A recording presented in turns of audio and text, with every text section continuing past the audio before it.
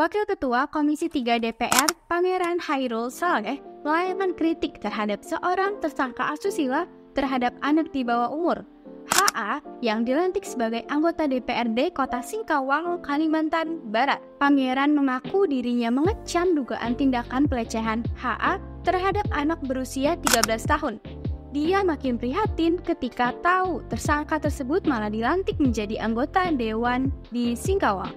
Ini menjadi sebuah keprihatinan bagaimana seorang tersangka asusila dilantik menjadi anggota dewan.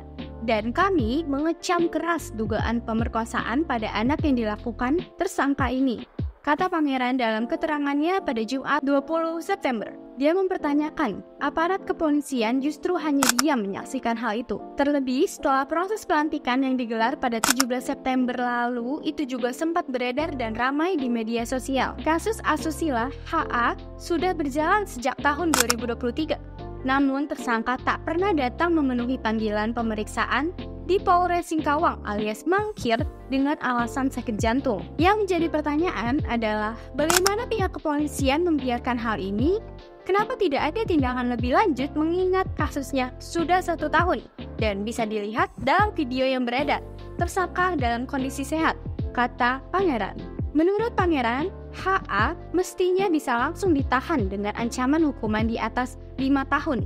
Dia pun berharap Kapolri memberikan atensi khusus pada kasus tersebut. Dan ini juga harusnya kita pertanyakan alasan kenapa penegak hukum belum melakukan penahanan. Kami meminta Kapolri untuk menjadikan hal tersebut sebagai atensi agar kasus ini segera diselesaikan untuk kepastian hukum seadil-adilnya, ujar Pangeran. Dalam kasus ini, HA dikenal pasal 81 Jangto, pasal 82 Undang-Undang Nomor 35 Tahun 2014 tentang Perlindungan Anak dengan ancaman hukuman minimal 5 tahun dan maksimal 15 tahun. Ditambah 1/3 tahun karena pelaku tokoh masyarakat.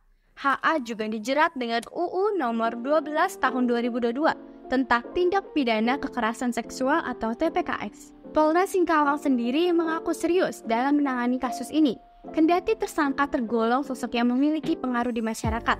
Kasus sendiri menjadi perbincangan luas di masyarakat Singkawang dan viral di media sosial Facebook. Kami dari Polres Singkawang tetap berkomitmen untuk menegakkan aturan dalam penanganan perkara ini. Tidak ada yang kami tutup-tutupi bahkan disembunyikan, ujarnya. Perkara ini, tegasnya, tetap ditangani sesuai dengan aturan yang berlaku di kepolisian. Bahkan terkait kasus ini, pihaknya sudah menetapkan HA sebagai tersangka. Namun, pada saat pemanggilan pertama yang dijadwalkan pada Senin 19 Agustus pekan lalu, HA tidak hadir dengan alasan sakit yang dikuatkan dengan surat keterangan dari dokter salah satu rumah sakit di kota Pontianak. Tentu saja Polres tidak percaya begitu saja. Demi mempertegas jika memang yang bersangkutan tidak bisa hadir dengan alasan sakit, maka pada Senin 26 Agustus pagi, pihak penyidik Polres Singkawang akan mengambil keterangan dari dokter rumah sakit yang mengeluarkan surat tersebut. Sakit apa sebenarnya yang dialami oleh HA sehingga tidak bisa memenuhi panggilan kita? Ungkap dia. Dalam penanganan kasus ini, Polres Singkawang sudah melakukan pemeriksaan terhadap 5 orang termasuk saksi korban.